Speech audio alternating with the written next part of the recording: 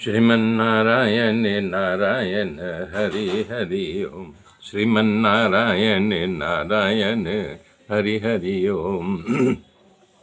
श्रीमन्नारायण नारायण हरि हरि ओम। श्रीमन्नारायण नारायण हरि हरि ओम। मेरे मित्रों, ये आज से 7वां स्कंद शुरू हो रहा है। भागवत के शुरुआत में महात्म था, या तो ये भागवत का महात्म है 7वां स्कंद। भगवान श्री हरि का अद्भुत चरित्र है।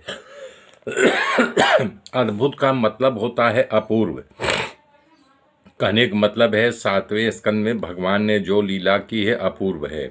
जो 7वें स्कंद में लीला है वैसी लीला भगवान ने कभी नहीं की।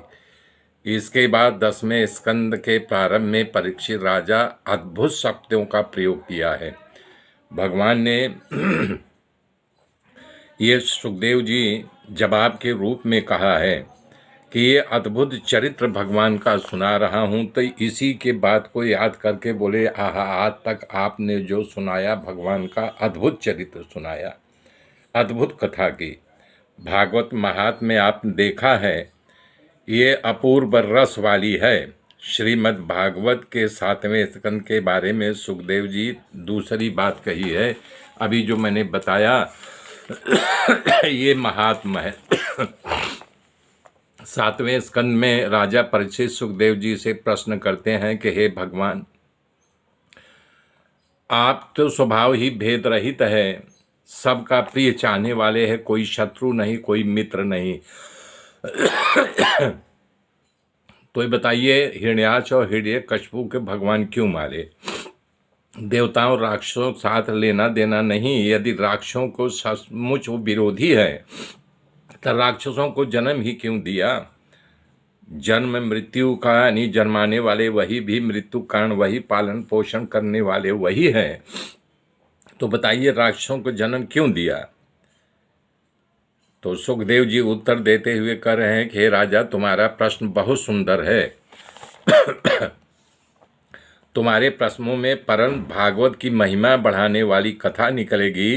तुम्हारे इस प्रश्न से मुझे प्रहलाद आदि भक्तों के चरित्र का याद आ गया। तुम्हारे प्रश्न के जवाब में तुमको अद्भुत चरित्र सुना रहा हूँ। नारद आत्म महात्मा खूब प्रेम से इस कथा का वर्णन करते रहते हैं।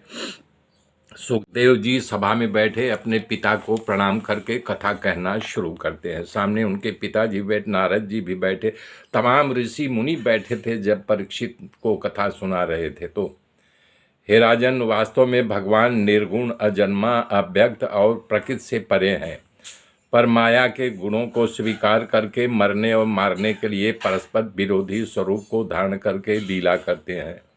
हे राजा, इस विषय में मैं तुम्हें एक कथा कहता हूँ। श्री नारद जी युधिष्ठिर के संवाद में तुमको तुम्हारे प्रश्नों का उत्तर मिल जाएगा। पांडव जब राजसूय यज्ञ किया तो बहुत से विद्वान संतों महात्माओं जितने बैठे थे, तो सभा में शिशुपाल भगवान को गाली देना शुरू कर दिया। तब लगातार सहते रहे। जब 100वीं गाली पूरी हो गई तब उनका सुदर्शन चक्र उनके गले को काट दिया। उसके बाद तमाम संत महात्मा जो है नहीं कि जब सभा खत्म हो गई जाने लगे, और शिशुपाल का तेज भगवान में समा गया, सब देख रहे थे। तो इसके बाद जब सब चले गए तो नारद जी रुक गए, और यानी कि वो जब विदा लेने के लिए आए तो धर्मराज जो है उनको रोक लिया था कि आप रुके रहिए। युधिष्ठिर बोले नहीं, आप रुक जाओ, काम है। नारद जी रुक गए। तो अपने नित्य कर्म से निवृत्त होकर के धर्मराज युधिष्ठिर जी ने श्री नारद जी की पूजा की और उनके चरणों में बैठ करके नारद जी ने प्रश्न किया। कहा कि प्रभु, आपको रोकने का मात्र एक ही कारण है। हमारे यज्ञ में भगवान श्री कृष्ण ने शिशुपाल को मारा, उनका संपूर्ण तेज भगवान में समा गया। यही बात आपसे पूछनी थी, ऐसा क्यों हुआ? हे प्रभु, मुझे संशय है कि भगवान कृष्ण के सभा में